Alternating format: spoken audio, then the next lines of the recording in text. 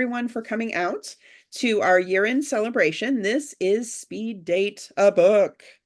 This event is brought to you by Strong Women, Strange Worlds, which is a group of authors supporting authors. Our mission is to elevate the voices of women and other underrepresented gender identity authors of science fiction, fantasy, and horror through events like our bi-monthly virtual quick read sessions, which are fantastic. If you have not yet attended one, I highly recommend. You can find out more about Strong Women, Strange Worlds by visiting our website, which a link to that will be added in the chat. And yeah, so go check us out. I'm your host today, Mary Morris, and you can find out more about me and all the authors participating today in the handout we've prepared, which can be downloaded from our website and which will be emailed to you, our wonderful participants and viewers, after the event. Please note that recording of this session by the audience is not allowed, and recording of electronic communications, including Zoom meetings and webinars without permission, is illegal. All right, so we will not have exactly 10 authors at the moment, but we are going to start we'll just move into our run here. So we have 8 or 9 authors who will be trying to convince you to take one of their books out on a date. The authors will each have 2 minutes to pitch the merits of their book to you, the audience. And then after all the authors in that group have gone, the authors will answer some dating game style questions. That's where you, the audience, come in. I'll be soliciting questions to ask the authors from all of you. So have your speed dating style questions ready to send me in the Zoom chat box, and I will be on the lookout for them. All right. Here we go. Let's bring on the first batch of authors. So our first group of authors consists of Anne E.G. Neidham, L. Iyer, and Brianna Malotki. I am so sorry. Brianna Malotki. All right, so we're going to get started with Anne. And first up to pitch to us is Anne. Now, I'm going to be setting the timer for 2 minutes, and Anne will have 2 minutes and only 2 minutes in which to pitch. So when you hear the buzzer, Anne, that's when you'll have to stop. Are you ready? All right, here we go, folks. Timer is set. You go, Anne. I'm naturalist Anne Neidham, and I'm here in the deepest jungle of the realms of imagination where I'm searching for some of the special creatures who dwell here. What's that? It looks like a Ninky-Nanka. I'm going to look it up in my guide on the virtues of beasts of the realms of imagination. And this is why it's important to have an excellent book like this. The Ninky-Nanka is extremely dangerous, so we'll stay well back from this one. Oh, what's that revolting smell? An Isnashi must be nearby. Can you see it? Yes, there it is.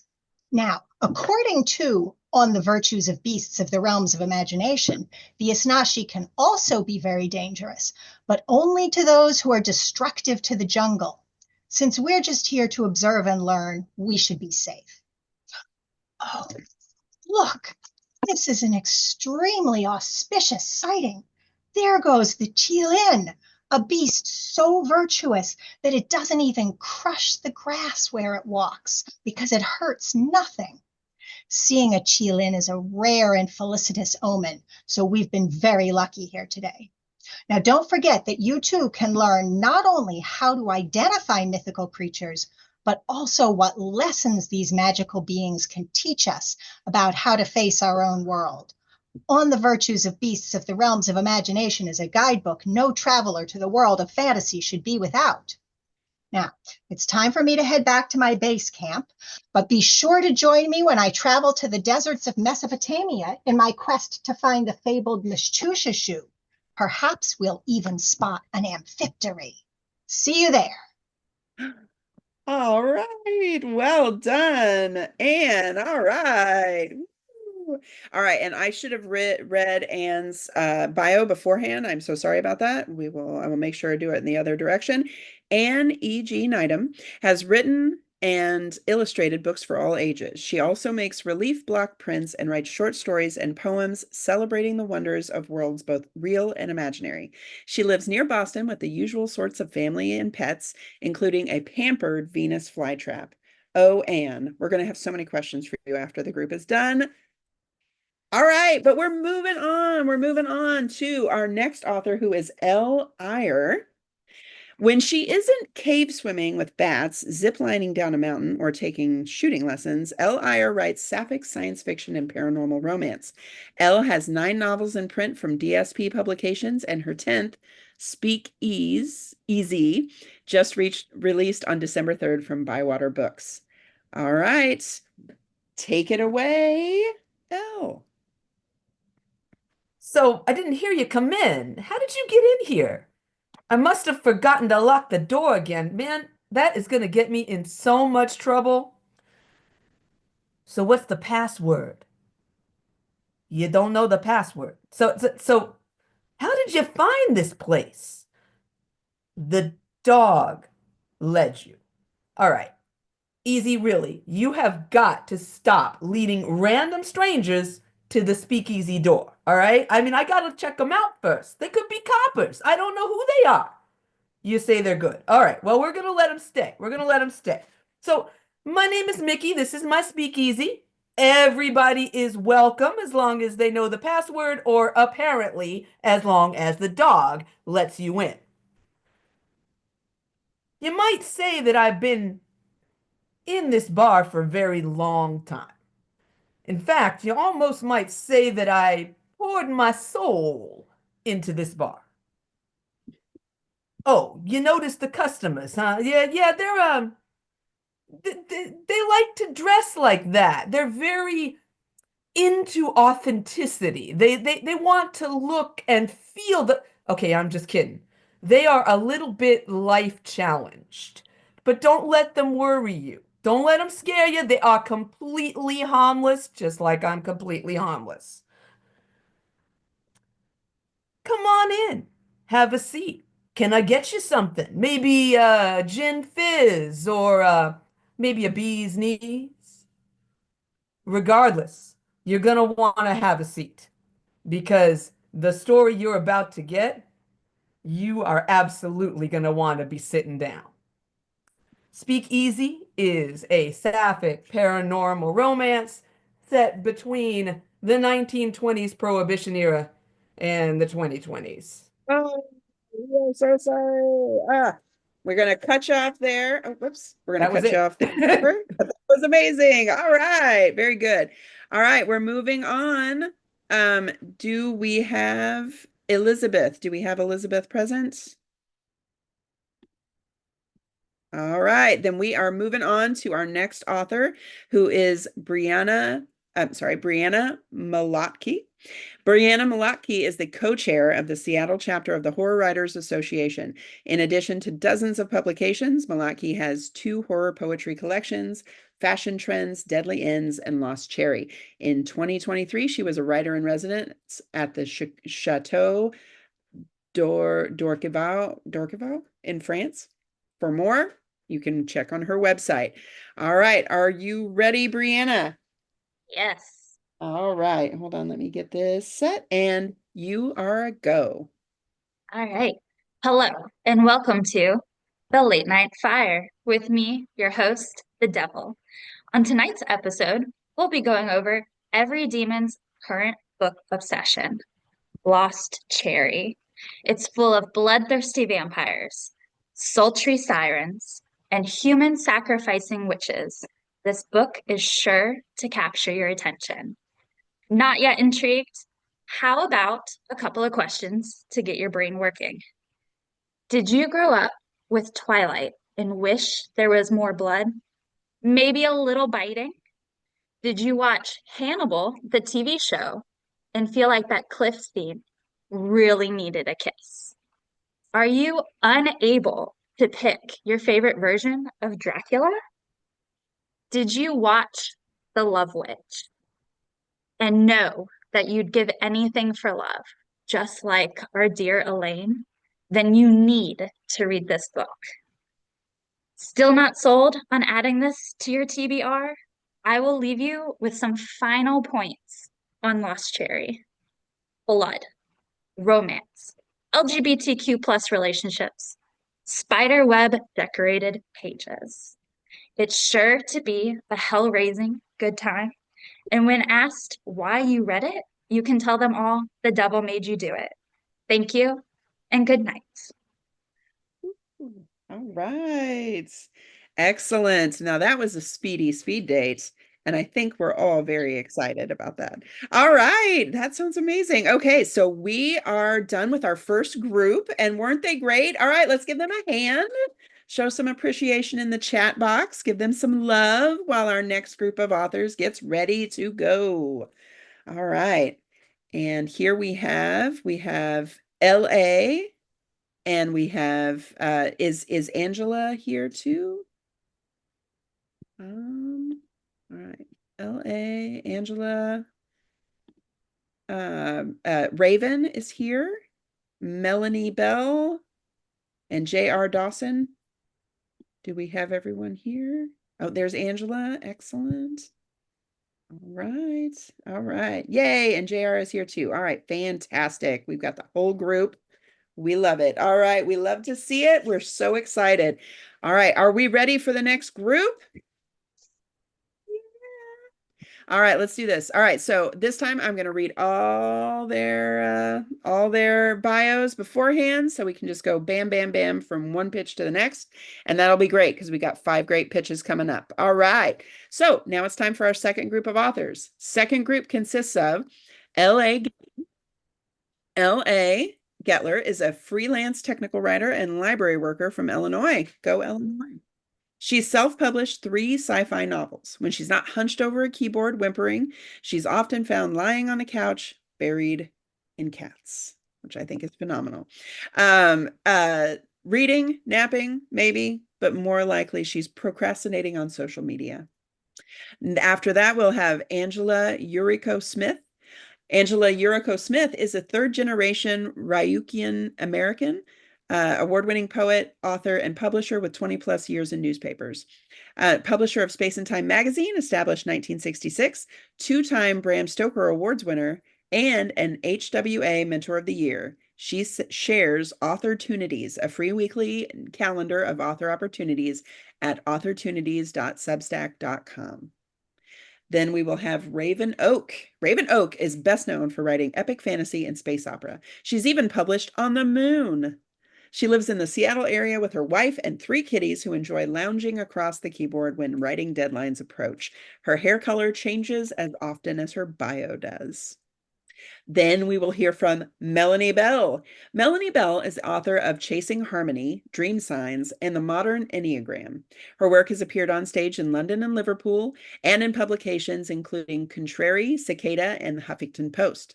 She loves music, art, and nature, and aspires to see as much of the world as she can. And our last author today will be J.R. Dawson. Dawson is a Golden Crown award-winning writer with shorter works in places such as fantasy and science fiction and Lightspeed. Living in Minnesota with her spouse and 3 dogs, Dawson is a professor at Drexel's MFA program. Her second novel, The Lighthouse at the Edge of the World, it's a great title, releases from Tor in 2025. All right, so that's our group. First up to pitch is L.A. Gettler. Are you ready, L.A.? Oh my God! Hi! How are you? Oh my good. My name's Debbie. LA couldn't be here today. She asked me to come and tell you all about her book, Bonkpocalypse. You know, Debbie. You've heard of me, right? Debbie's Bon Grill. I'm very popular in the greater Horse Knuckles area. Never mind. So, Bonkpocalypse. It's one of my favorites. It's got this real balls to the wall kind of vibe, you know? Take the cover. Who doesn't like a good cat butthole right front and center? A girl knows what she's getting into with that kind of cover. And then there's the acronyms. I can't tell you as much about them, because between you and me, they are doity. And the broad ones who run this here holiday shindig seem like real nice folks, and I don't want to get 'em in any trouble. Capiche? I'll just say, I pissed myself laughing. Wrote my best moo-moo. Speaking of pissing, in this book, the main character, Red Darkling, she wets her freaking pants. No kidding, wets her pants. Who even writes stuff like that? No one, I tells ya. No one but L.A. Getler. Anyway, it has been real nice talking with you, but I gotta go buy some more smokes. You have a great time with the rest of this holiday whatnot. Oh, and if you sees that creep Dirk Lago, tell him he that 20 he owes me, or I'll break his kneecaps again, and this time it won't be all sexy like. Doodles! All right. Thank you so much, LA. That was fun. I'm sorry. I'm sorry. I'm the wrong person. But thank you so much. That was amazing. All right, we're moving on to Angela. Angela, are you ready to speed date us? Tell us what you I got. am ready. Do it. All right, come closer and let me tell you what I see. The spirits whisper of 3 lives entwined with war, loss, and the fight for survival. Their stories, though separated by distance, converge in the heart of Inugini. Let us meet them. What cards will they pick? Let's see. This is Shigeko. Her card is the tower. On Zomimi Island, she faces the destruction of her home and her innocence. Shigeko is just a girl, but she must navigate the collapse of everything she knows, standing against both invaders and the silence of those meant to protect her. The second is Yuki, whose card is the star. In the shadows of South Okinawa, Yuki is plagued by visions and pain, a kamadari, a calling from the spirits. She holds the power to see beyond what others dare, and with her 2 Shisa guardians, she walks the path between fear and revelation. And finally, we have Kaori, represented by the Force. In the wilds of North Okinawa, Kaori defies the tides of war and the expectations placed on her. Guided by her spirit voice and the pull of her destiny, she chooses resistance and resilience over surrender. 3 women, 3 paths, and yet the spirits say their fates are bound by the thread of Inugini, a dog's death, cruel and unnecessary. But there is power in their stories, the power to remember, the power to resist, the power to heal. The spirits have spoken. Will you listen to their stories?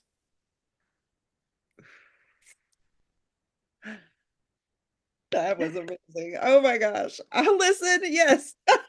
Alex, like I'll listen. Me too. I will listen. And now I can breathe. Breathe. Thank Oh, that you. was amazing. Thank you, Angela. And those are Thank you. wonderful. All right, moving on now. We've got Raven. Raven, are you ready to pitch? I am ready. Do your thing. All right. Was your uncle unfairly sentenced to death for a crime he didn't commit? Be it against the wealthy, the privileged, or even a king, we'll make sure your family sees justice. That's the job Amaskins serve. I'm a sworn member of this holy order, or I was, until I was sent into my birth father's kingdom to babysit some princess. I'm Princess Margaret Poncet of Alexander.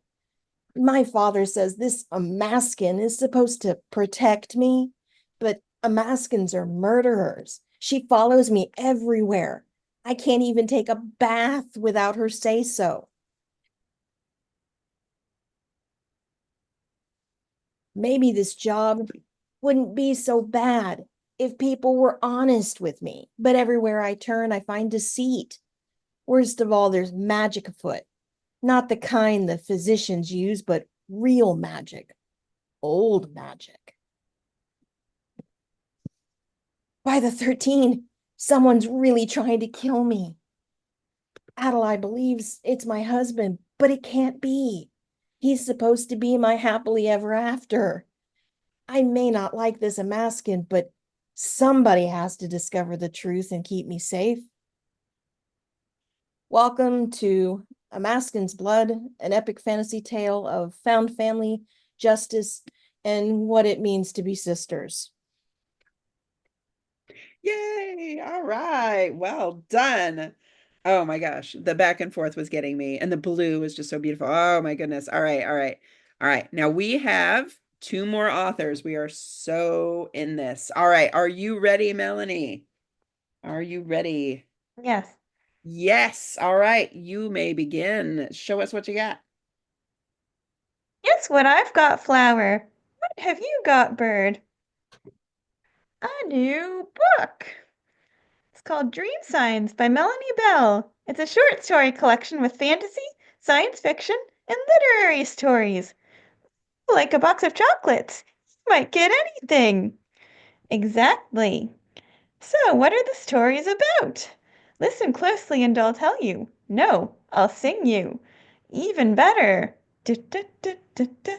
Candy and robots and cameras and castles, an AI that thinks but its family is a hassle, a sister that leaves and the ones left behind. These are a few of the wonders inside. Dun, dun, dun, dun, dun, dun.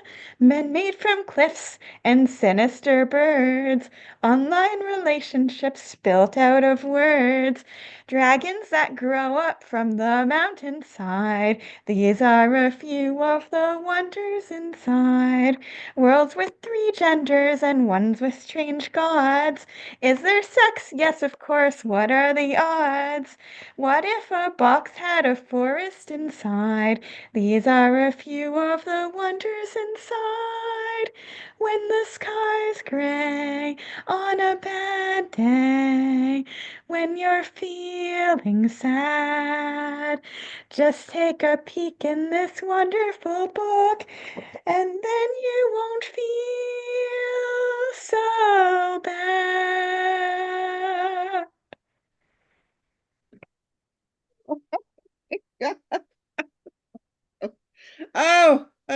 These pitches. Oh, these pitches are making me so happy. Oh my gosh, best part. Okay. Last but never, never, never, never, and certainly not today least, we have J.R. Dawson. J.R.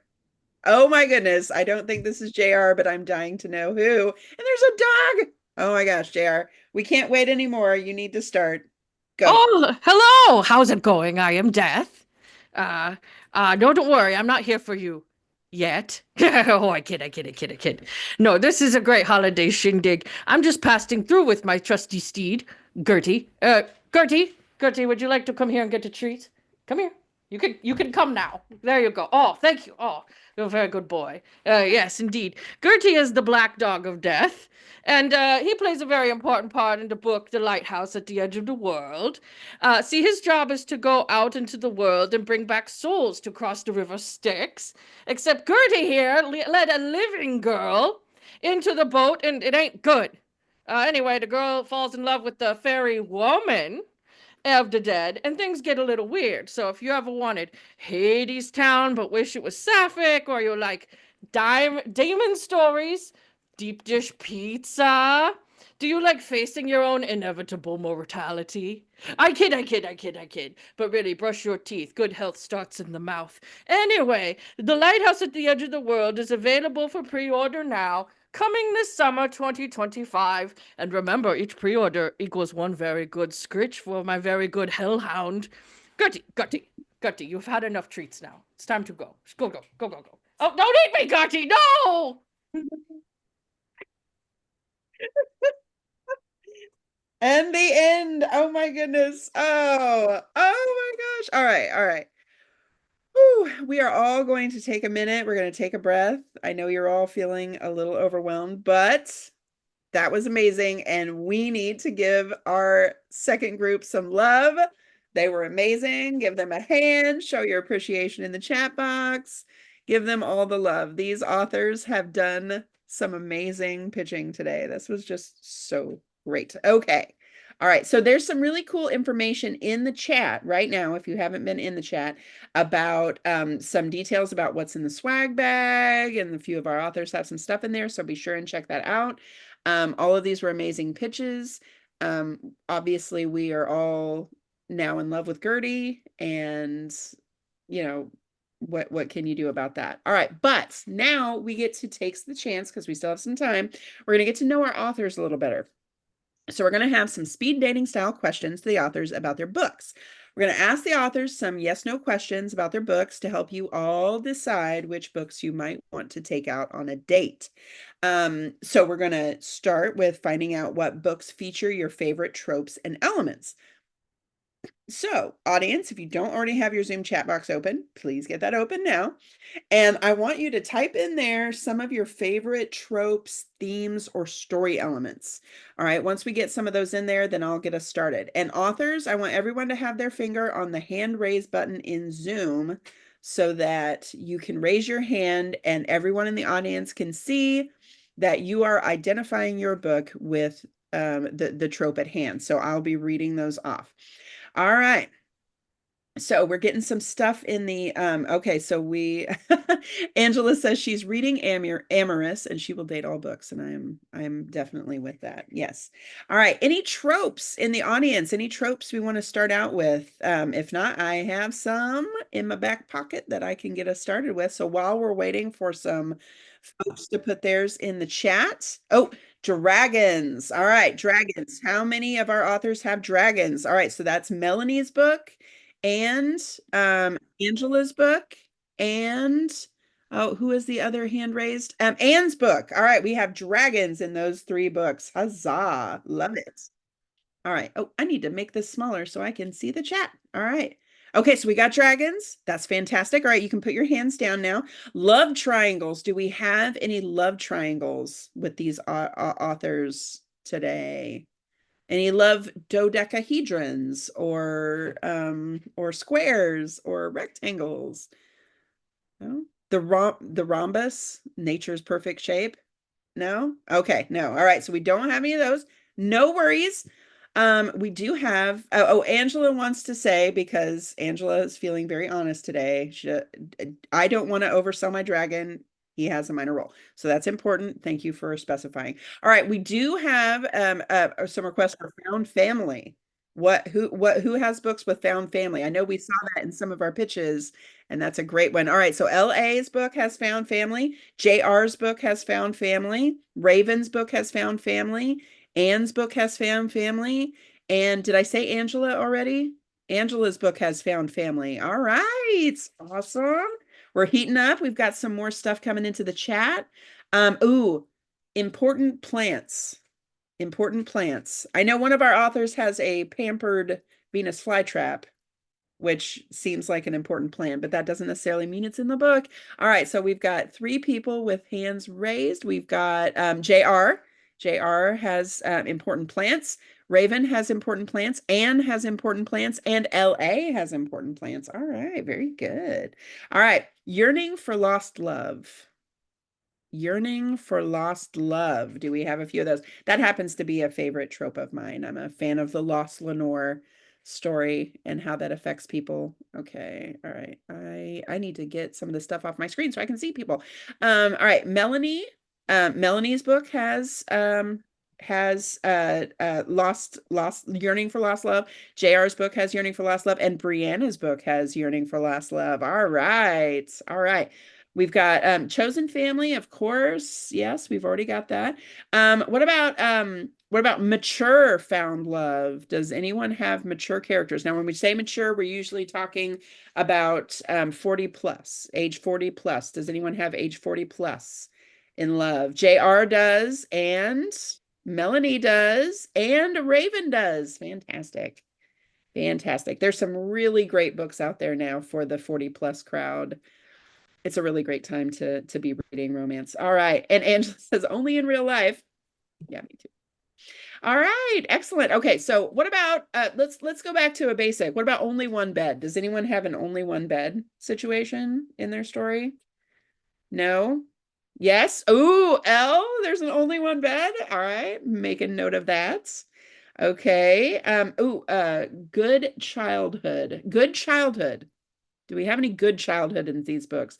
It is sci-fi and fantasy. Good childhoods can be few and far between. All right, if you have a good childhood in your story, raise your hand. All right, Angela has that.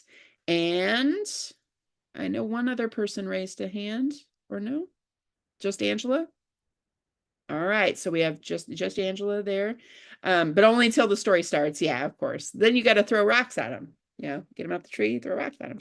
All right, what about Grumpy Sunshine? Do we have any Grumpy Sunshines? I'm sorry, I keep defaulting to romance, but any Grumpy Sunshines? Oh, no Grumpy Sunshines. You know what? That's fine. That's fine. All right, what about a sentient or talking weapon?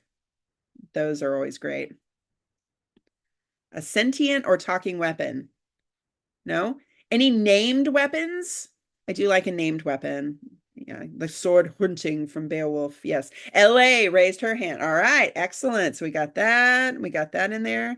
What about a magical school? Does anyone have a magical school in their book? I didn't think so. I didn't think we saw anything quite like that. It's okay. It's okay. Doesn't need I'm to be. gonna totally jump out of turn here and note that Elizabeth Davis has actually arrived, and Oh, we probably have time. Maybe she could yeah, actually we give her totally pitch. have time for Elizabeth to pitch. Are we ready for another pitch out of nowhere? This is the kind of thing that happens in Speed Data book. We're unpredictable. Speedball, We're loose cannons. curveball pitch. All right, we're loose cannons. It's going to happen. All right, I'm going to get my timer started. And can we spotlight Elizabeth? Fantastic. Elizabeth, I apologize for welcome. being late. You guys have missed about 3 different reboots. And 3 different reboots and an hour spent trying to find where Eventbrite sent the link to the Zoom. Oh no. Elizabeth, can I read your I'll read your bio first if that's okay? All right, here, let me get your bio read and then we'll let you pitch. All right, so Elizabeth Davis is a second-generation writer living in Dayton, Ohio. They live there with their spouse and 2 cats, neither of which have been lost to ravenous corn mazes or sleeping serpent gods. They can be found at deadfishbooks.com when they aren't busy creating beautiful nightmares and bizarre adventures. All right, Elizabeth, if you are ready, you may begin when ready. All right, go. Okay. We know that the holidays is a time for family and good cheer, but while you're busy bustling around, getting all those decorations up, getting all those presents wrapped, have you thought about opening up your heart for just one more? Have you thought about adopting a lonely alien? And I'm not just talking about our famous aliens with their green skin, big eyes, and soulful eyes, or in this guy's case, a trifid. We have many types of aliens here at Yay, They're Here. One of them, it happens to be giant snails who love art, music, and fine dining, not on humans. They are very polite. We have some that got lost from their tourist group and would like to hang around with some humans for a while. We also have some crystal-based aliens who, well, a bit dangerous at first. We have successfully gotten the parasites removed, so there should be no more crystal explosions. I think they are particularly delightful, both as conversation companions. All of them are serious scientists, and they can decorate your room. Perfect for both your crystal-loving hippie and your serious scientist. If that's not your speed, we also have a rodent of unusual size from India. He used to be a lab specimen, but has since escaped, liberated himself. He would be best in a household that has absolutely no cats whatsoever. Never grudge there. And small children are on the iffy side, so I'd say avoid adopting him if you have those as well. And that's just only touching on some of our more notable members. Oh, all right. Thank you so much, Elizabeth. That is the end of our time. All right. But thank you so much. That was wonderful. And we're so glad you are here. All right. Yes. I think we all would like to adopt an alien now. I think we're all in it. And ROUSs, the instant you say they don't exist, They come out and grab you. All right. All right. Fantastic. All right. So Elizabeth, since you're joining us now, we are talking a little bit about stuff we have in the books and asking Yeah, about some tropes we have. I was the So, one who raised my hand for happy childhood. oh, happy childhood. Fantastic. Thank you for putting that in there. All right. Yeah, you were like somebody else, and I'm like, I'm here. Oh, I'm so sorry I didn't see you. Oh no. Okay, but I'm so glad you're here. All right, yay. Okay, all right. So moving on, any other ideas for tropes from the chat? If you want them, put them in here, but I have one. All right. So how many of you have LGBTQ plus characters situations? Raise your hand. All right. Oh my goodness. I love all these hands up. All right. LA and Melanie and JR and L and Brianna. Fantastic. Oh, and Raven. Wait, did I get everybody? I think I did. Oh, and Elizabeth too. Awesome. Very cool. Love that. All right. How many of you are writing like low or urban fantasy where it's set in a world that's like our own, but with touches of the magical or different? Ooh, we got one from that thing. Ooh, L and Anne and Elizabeth and JR. All right, fantastic. And if you're writing in a world that's very unlike our own, like more like not necessarily high fantasy, but in a totally different like world or realm. All right, we've got LA and we've got Elizabeth and we've got Raven. All right. And sometimes there can be a combination of that, like our characters start out one place and go to another. Does anyone have any like slipstream or like time travel, anything like that? Time travel, any of that stuff. Kind of okay. Anne and Elizabeth and Elle. Very cool. Oh, Angela wants to know who has ghosts. Ghosts. Any ghosts? All right. Yes, Elle has ghosts. Brianna has ghosts. Angela has ghosts. And JR has ghosts. And Melanie. All right, we got ghosts all over this place. Haunted speed dating. Love it. All right. And weird pets. Are there weird pets in any of the stories? I feel like there's several. We got Elizabeth, we got LA, we got Anne, we got Melanie, JR, L, Brianna. All right, this is obviously the place. And Angela, yeah, this is definitely the place to come for that.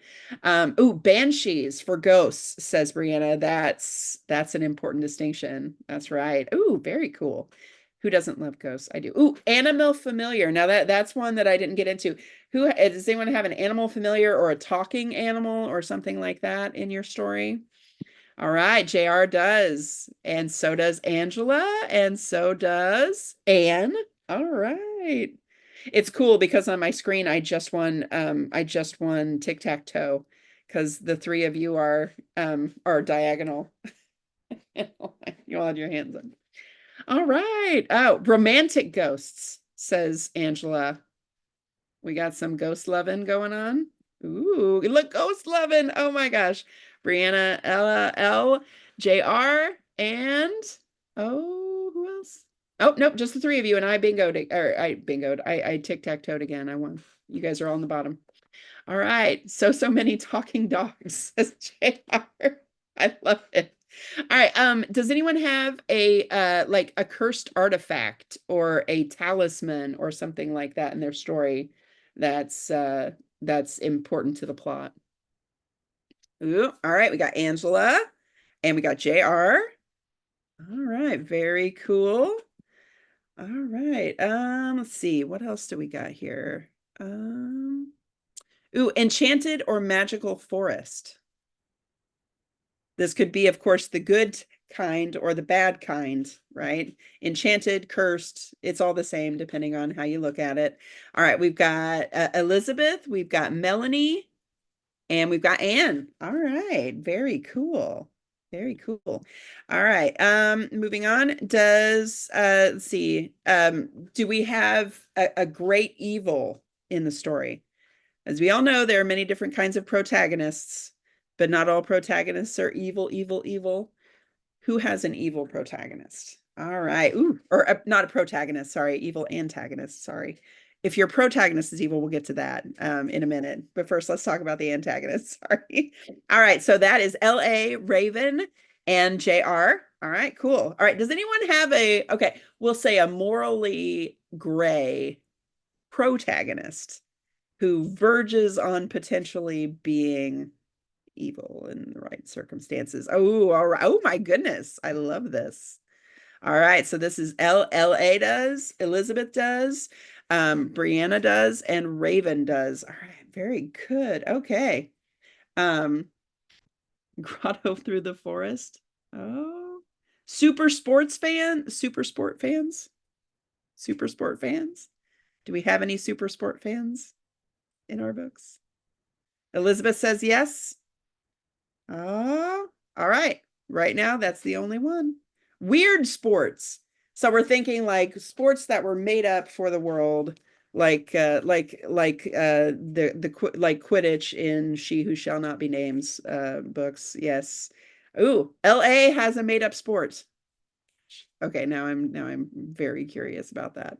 Ooh, Quidditch. Yes, in passing. All right, cool. Love it. Love it. What about a spooky abandoned place? Spooky abandoned place.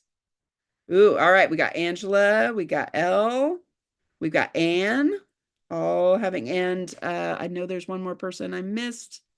Wait, Elizabeth. Yes. All right. Spooky abandoned places. Very good.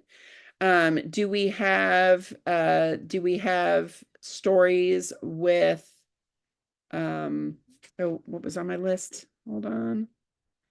Oh, do we have stories with vampires? Does anyone have vampires in their story?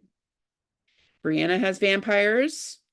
Ooh, this is an interestingly low level of vampires, I have to say. I find this interesting. I like it. All right. So, does anyone have shifters of any kind? Like werewolves or tiny mouse vampires? Yes, I would be all about that. Yes. Brianna has shifters as well. And Angela has shifters. All right, good deal. Oh, and who else? Elizabeth has them too. Very cool. Ooh, dreams. Do we have any important dream situations going on in here? Oh, Melanie. All right, Melanie. Important dreams. Oh, there's a lot of important dreams. All right, Anne, Elizabeth, Melanie, Angela, Brianna, all having important dreams here. All right. Oh, Elizabeth says they would be friends with Banicula. I love Banicula. The best. The best. All right. Magical fortune telling. Now, obviously, Angela hit us with some of that, so we're assuming that's got to be in hers. Anybody else? Magic, like fortune telling, oracles, runes, tarot, palm reading, any of that stuff in your stories? Ooh, look at Angela shuffling those beautiful cards right now. And so is Raven. Raven has that in her story as well. All right. Oh, who is does anyone have YA? Does anyone have YA? Is anyone's book in the YA category? All right, Angela's is YA. Anyone else's? All right, very good. Very good. All right, psychic powers. Does anyone have psychic powers in their books? Psychic powers. We got Angela and and JR says a little bit, no problem. LA says a little bit. Melanie says it's all in there. It's all good. Also a little. Okay. And okay, Angela, Elizabeth, LA, Melanie. Okay, JR. And sex. I can't believe I haven't asked that yet. Who has sex in their book? Now, this can be to any extent, like this can be implied, it can be, explicit. We'll get to that. All right, so we've got 6 people with sex. Awesome. All right, LA, Raven, Angela, Melanie, Brianna, L, JR. Very good. Oh, and did I get everybody? Elizabeth too? All right, very good. And LA says sex and SECS, sex. Very nice. All right. And let's see. Who else? Who else? Now the question I want to ask is about the ending, but I can't ask about the endings because I don't want to spoil anything. Let's see. What else do I have? Some ideas here. Oh, do we have any like secret royalty in the books? Like a child that doesn't know that they're the child of a king or princess or is, but doesn't want to be. All right, Raven's got that, which we should know from the tiara and the pitch. So we totally got that. Yes. All right, no one else is writing about royalty. That's okay. Do we have any werewolf spiders in books? I just saw that in the chat, so I had to say it. Dang it. Next time. Next speed data book. I'm gonna get werewolf spiders. That'll be perfect. Let's see. What else would I gonna ask? What else could be in there? Do we have any bad puns? Do we have any bad puns? Bad puns in your book? Because that's going to make it important to me. All right, excellent. I'm seeing heads. I'm seeing smiles. That's good. Anne, Elizabeth, LA, and JR doing God's work, putting puns in stories. My son rolled his eyes at me for punning this morning. And I am telling you, I may disinherit him. He just needs to play. He just needs to be careful. That's all. He's cute, but he's not that cute. You know what I'm saying? All right. All right. I think we're getting close to time. Does anybody in the audience, any of our readers, anything want to put in another trope or another question to ask our authors? I'm pretty sure we have all found some new books that we're going to be taking home very soon. All right. Oh my gosh. All right. Well, that is it for our authors today. And were they not amazing, folks? Were they not? Oh, give them a hand. This was so much fun. All right. Again, one more time, while we still have a few minutes, give them some love in the chat box. Send them all this stuff. And thank you so much to everyone who came here today. We hope you had as much fun as we did. That concludes the session. Our next session will be live improv storytelling, which will be starting in about 10 minutes and will take place right here in the same Zoom room. So that means you have a minute or two to stretch, get up, get something to drink, go to the bathroom, whatever you need to do, and then come right back for more wackiness.